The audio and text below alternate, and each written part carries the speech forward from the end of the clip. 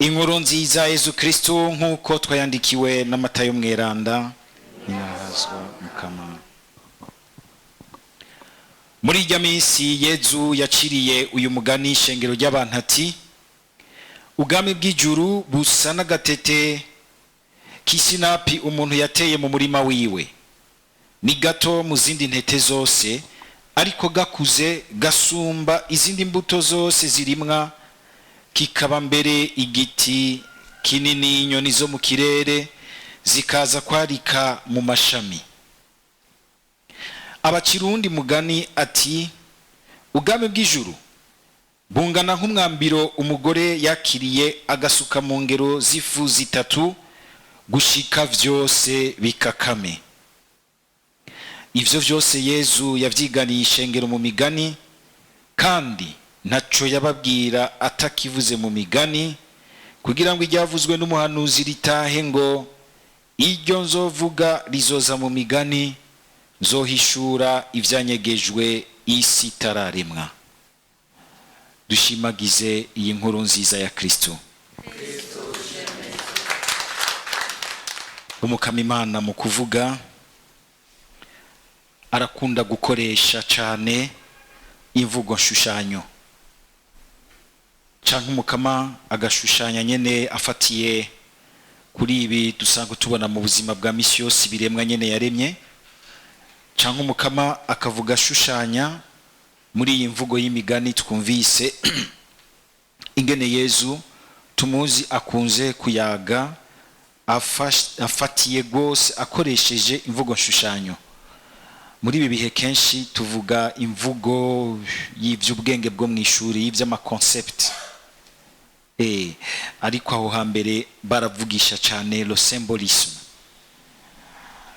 bagaca imigani, bagasokoranya, bagacuduca mugani, bakagira ibi, bakavuga iyindi mvugo nuvuga nti irimwe ikintu gikomeye twagaruka ko kumurika dufasha muri iki gihe. Twebwe tuvuga ngo dushaka kuvuga ngo nituvuga ngo kigamba, ngo nituvuga ngo twe tuvuga kibo tududuriraho. Nibaza ko ari byo vyiza. Nivyo hari igihe bavyiza, hari igihe biba bibi, ariko ububi ntiburi muri ubwo buryo kuvuga.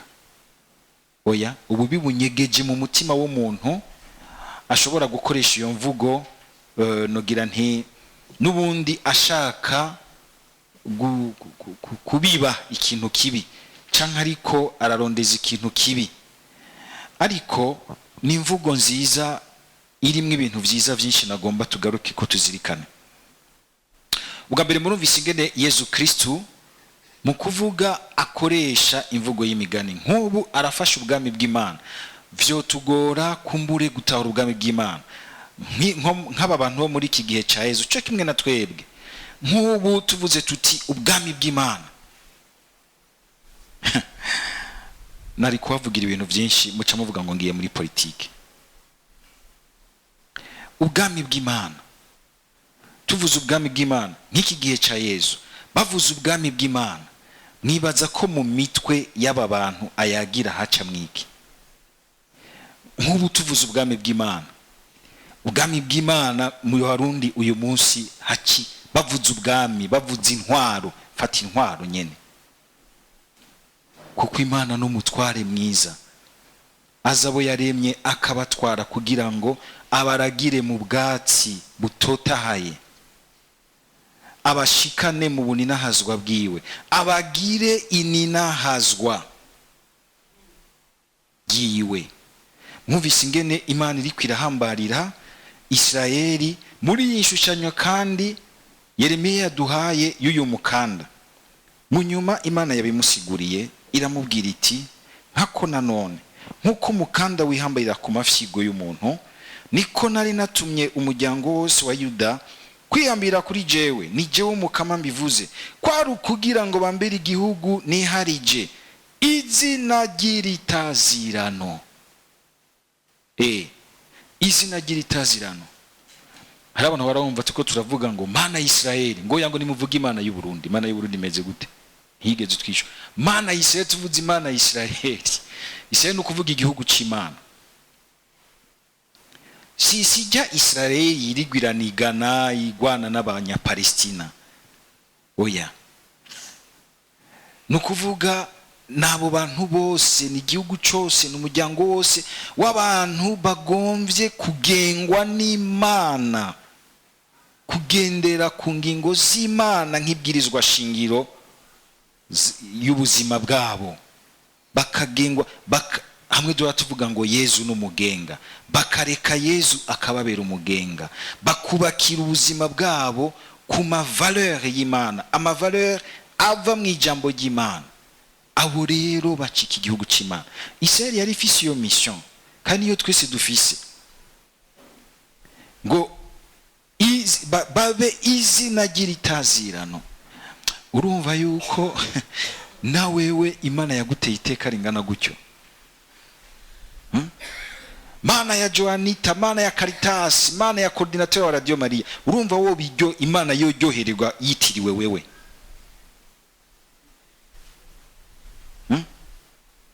Mana ya Jean de Dieu, Mana yande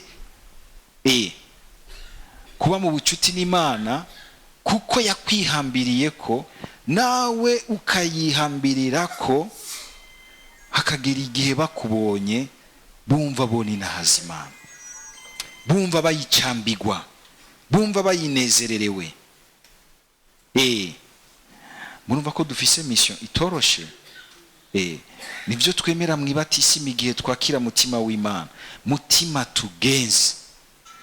None ubu nko mu Burundi mu yandi makungu bavuga ngo Mana y'u Burundi, nitube tuvuze kumbure bwubagwa bigata. Ninde yo cikira nk'Imana y'u Burundi igihe mu Burundi twoba turiko turabaho uko tubayeho uyu munsi? Mana y'abahanishano n'uburozi, Mana y'abatondera ibintu byose, ibitoro byose ukabona umenga n'abantu barushe. Ninde yo cambigwa iyo Mana? Mana y'abantu birigwa baratukana, abantu birigwa barimbana mu mizi, kandi bazi kubigira ku mayeri kugwenge.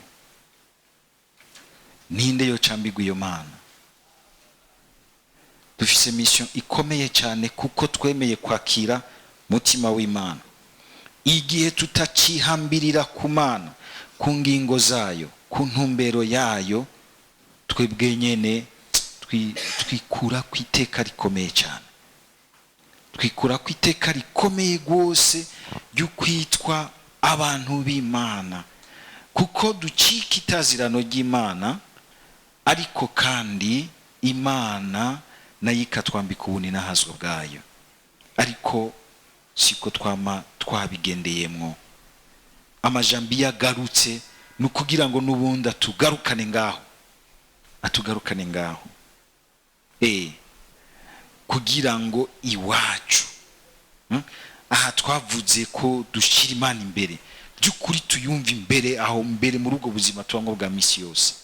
Murabinge n'ibintu byoba byiza, wa rukundo ruze rwamerura imbere rudukoresha, atari imbere muri protocole, mu nyigisho nyinshi, mu bintu tuvuga byinshi, ariko iyo hageze gufata ingingo z'ubuzima ukabona yuko bica bitakara, bica bizimira. Kama kagira ati ivyo mugabo kugomba kubigenderamwo si ibintu bica byikora uyo mwanya. Imana mu guca umugani w'agatete ka sinapi hamwe n'uyu mwambiro, hari ikintu gikomeye Imana igomba kuvuga.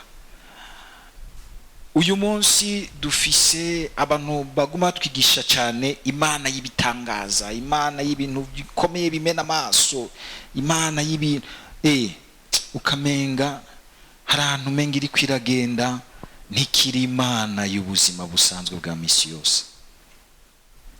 Imana y'umuntu avyuka agasenga, akaringaniza ubuzima bwiwe busanzwe, akagenda ku murimo wiwe, akagenda asavye Imana ati Mukama, mu rukundo rw'abajya abantu dukorana uko bameze kose, ndahabibejewe mu rukundo rw'abajya abantu bose mava nakira, umushahara nzoronka ube koko ingero y'urukundo, ube nuwo nozana mw'icicumi nkagihereza ukumva umoterwa neza, n'urukundo rw'ingene mbaniye abandi ku murimo, mbaniye abandi ku butumwa, mbaniye abandi mu migenderanire ya misi yose. Nicubwa umenga n'akantu gato, umenga ufise ubuzima buto, mugabe igihe ubushizemwo uwo mwambiro w'urukundo, igihe wobishiramwo akantu k'urukundo nako bakangana n'agatete ka sinapi, hari ikintu ubu hasize giteba mu gihe igihe rero cy'ubuzima bwacu ni ikintu gikomeye. Mu gihe cy'ubuzima bwawe hari n'ibintu tuzobona byarakuze, byaramuje, byarabaye nk'igiti kinini cy'inganzamarumbu gikomeye cyane, kuko bizofata umwanya kugira ngo bitebe bishikana ikintu cyiza cyuzuye gihimbaye, n'abandi bamura kw'ivyama ngo n'inyoni zikaza kwarika mu magabanya yacu. Aha Yesu akavuga ingene ubwami bw'Imana buke buke mu gihe bugenda burakura, bugaheza mbere bukagirira neza abandi. Ibikogwa, ivyamwa by'ubwami bw'Imana ntibirindira yuko birinda kuba ibintu bihanitse. Ni kajya kajambo urondera imisi yose mu gatondo kakaguherekeza, kakakugumya mu ntumbero y'ubwami. Ni iri jambo wakira ukumva uti ngomba uyu munsi ndaribone mw'Imana, ndarigerageze, ndarigendere muri ibi, aho bikenerwa ko nihambirira ku Mana, nkapfunga ipepu imbere y'ibigirwamana. Uyu munsi ubuzima bwacu bwirukamwo, jewe mfunga ipepu, ndarigerageze, ndarigendere, mbone rero icyo rishobora gukora mu buzima bwanje. Harahiriwe umuntu ku mugoroba w'ubuzima bwiwe azoterateranya ivyo yagiye arabamwo mu buzima, agasanga yagiye arakurikira iyo ntumbero. Igiti kigwiyo gihengamiye, uyu urumva ko azosozerera muri ubwo bwami, muri iyo systeme. Bivuze ngo ni systeme. Uko kuntu ibintu biringanije, bifatanye, binywanye, bikanywanishwa n'ubwo bubasha bw'urukundo, bitanywanishije no kurya, bitanywanishije no guterana udukokora simbire ahari ubwishaza butoto bwinshi. Namaze kubona ahantu mu ministeri hari ubushaza butoto bwinshi, abantu ntibahamara amezi angahe kubera yuko sanga umenga bose bagenda bashaka kujya kandi bose bagomba gusunikana. Bikica systeme, bikica uwo muzirikanyi. Systeme ni giki? Nuwo muzirikanyi usirikira mu bantu, ugasanga bariko baragira umuco uyu. Murabe twese uyu munsi kubera icyo kintu cyo kurya natwe turamukigwe. Aha muri 2027 ntabwo baragira ati natwe turamukigwe, ukuza no guteza imbere igihugu ngo cyumvikane mu bwami bw'Imana. Oya, nanje ndamukigwe nje kurya, hakugwiza ivyo kurya. Wa 2027 bazohava sanga barabimaze uravye umurindi wa bamwe bamwe. Tuvuze rero ubwami bw'Imana ni ivyo vyose, nibijya bihanitse vy'ingingo zifatwa bikare mu muzirikanyi upfuka abantu benshi, bakisanga bose basigaye bameze gutyo, canke bari mediocre, canke bari efficace imbere y'Imana. Canke ni twatuntu duto duto navyo nyene birimo, twatuntu duto duto twa misi yose, ugasanga natwo nyene ugiye uraduteranya tugize ubuzima bw'umuntu. Iyo tugiye turonenekara ukumva umenga Imana ntiyumvikana hagati yacu. Kwa kwirengera, kwa guha umwanya ibintu gushika bishikire icyo twita mu gifaransa la maturité, bishikire igihagararo cyabyo. Paulo akunze gukoresha iyo mvugo ngo igihagararo cya Kristo. Nakajyo keza kugira ngo nawe wiyumvire. Hari abantu bama bibaza yuko abantu bakomeye imbere y'Imana ko arabo bakora ibitangaza, ko arabo baronsa amabanga akomeye. Si ivyo. Yezu uyu munsi arakubwiye ati naho mu muryango w'Imana wowe bungana n'agatete, mugabo karimwo ubuzima bw'Imana, karimwo urwo rukundo rw'Imana, karimwo uko kwizigira Imana, karimwo uko kwihambirira ku Mukama. Naho wowe ufise kumbura igihagararo, ubukomezi bw'umuntu umenga ni nk'akambiro gakenya, reka umwanya Imana yaguhaye mu buzima bwawe uzura wambiza ko kambiro kaze karaza mu byo bamwo byose, mu nyifato zawe, mu mvugo yawe, mu mahoro ashugira n'abandi. Urabe ingene Imana izogacako ikubaka ibintu bikomeye. Tugire Kristo.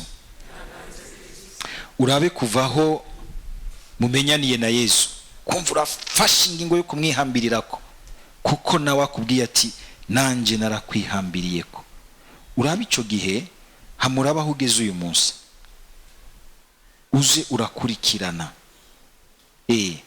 ko ubuzima bwawe bugenda mu gihe burakoresha iyo mwambiro, ko bugenda burakoresha izo nguvu n'uwo muco wabihambiriye ku Mana, ubwami bw'Imana, kugira ngo ku mugoroba w'ubuzima bwawe ntuzuterateranye ibizu wubatse sinzi biki canke biriya, ivyo byose bisigara ngaha. Kuko hariho mbere n'ibizu vyubatswe ari ikimenyetso c'ubukene bwacu, twahambye nk'amafaranga, nta bantu bariyo, byirirwa birajya amahera ya entretien,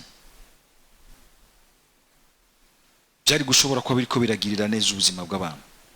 Ariko bya bintu wagira ukumvisha uwundi ingene yobaho, ukamukuza mu kwiyumvira, mu gushaka, mu kwiteza imbere, mu guteza imbere iby'ubuzima bwiwe n'umuryango wiwe, ukamubamwo ego y'amavarere y'ubwami bw'Imana. Bimwe Pawulo atubwira ngo hari mutima w'Imana, ivyamwa vya mutima, uko ugenda urabigwiza mu buzima. Ego n'ivyo bindi twubaka by'inyuma, mugabo vyumvikanemwo, vyumvikanemwo. Hari habagiye mora ncokoza abantu bamwe bo ma organisation, kaza wumva bararyowe nuko babitse uruhorika runini nyagwa amafaranga, mugabo tugende turabe inyuma y'ugo ruhorika. Hari abantu barushe, bari stressé, bari déprimé, hari imiryango yasambutse, mwarabemereye muti mugibe mission bibaheza hanze y'imiryango yanyu, uze musanga abana baratabagaye. Hari abana badafise kazoza, barafise ibifaranga bazorya, mugabo nta kazoza bagira. Ajya amafaranga azoribwa n'abantu baremewe kazoza keza, batunganijwe neza bakiri bato, ukaza bafise ubwenge n'ubushobozi bwo gushobora kuyabatwara. Bazobanywesha nk'akamogi, hama ibindi byose batwara. Ukabona uti inyuma y'iki kigigwamana cy'ifaranga cyo gutunga byihuta, usanga twihambirirako. Suba ko amafaranga yose ari mabi, mugabo arashobora uyu munsi kuba ikigigwamana kiriko kirashusha imitwe benshi, ntitubone ingene kiriko kiratwica, kiriko kiraniga umwambiro w'Imana muri twebwe, ukuba gatete keza gatwaye ubuzima ejo buzohezagira benshi. Umukama abandanya dufasha, iyi mvugo yo mu migani ya Yezu ibandanye dufasha twese.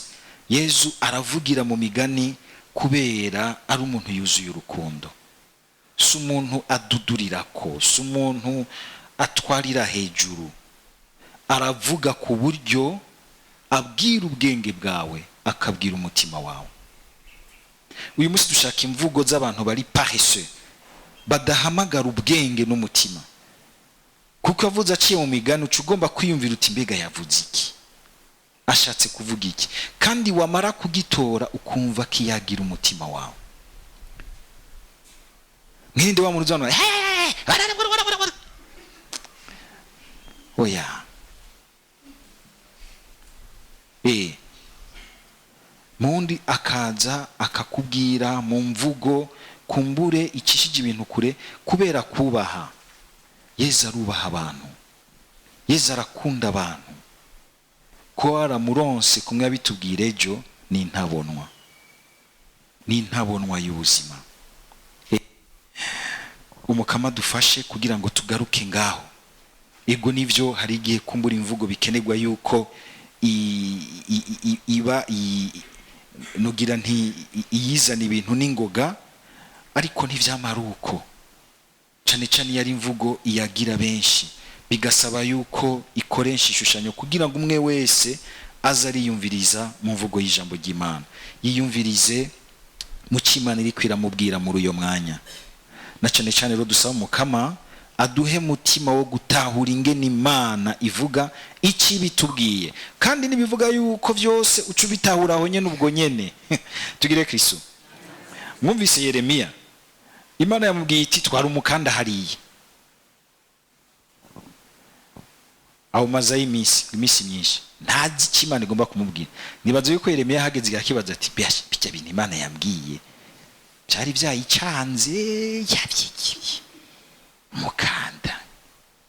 Mugabo mu nyuma haciye igihe nihaza gutahura ko hari icyo Imana yagomba kumubwira gikomeye kuri we no kuri Isirayeli. Hari kumbure amajambo ushobora kuronka ibimenyetso Imana ikaguha, kumbure uyu munsi ntuvyumve neza, ariko ntuze bibaze ko Imana vyayicanze. Ni wewe bicanga mu gutahura ingene ivuga, ukaguma uca bugufi ukabwira umukama uti mbega rijya jambo wambwiye, mbe bijya bimenyetso wampaye washaka kumbwira iki? Haciye ngo igihe kitari gito niho Imana yamusiguriye. Murambona abantu baronka amajambo agaca baza kunsiguza pati uyu munsi dushaka ibintu direct ici et maintenant, kandi byuzuye bitabonetse. Iyo dini yanyu si yukuri. Dushaka umuntu atumena amaso n'ibitangaro n'ibintu by'amajambo direct. Oya, Ecclesia n'umukama ntibazo kwigeramo bariko barabigisha gutyo ngo birasinziriza, ngo nivyo ari gihe tubasinziriza. Mugabo witonde, urabe ko iryo tiro atamuntu ari gusukako gasanga wasinziriye. Bigusinziza gute kandi bajyanye amasaha arenga 8? Ariko uko kabura ubwenge ukumviriza ivyo utumvise uyu munsi, gumya umutima, guma wihambiriye ku mukama. Impera n'impera uko uzobibonamwo ubutumwa Imana yagombye kuguha.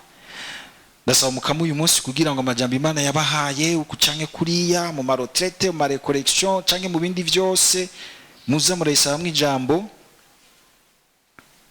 ego ibahe kubona ivyo yababwiye, gutahura ivyo yababwiye, ibitaraozanaho ibitaragera igihe cavyo, ibahe kuguma muyihambiriye ko gushika ibyo yababwiye byose ritahe. Amen.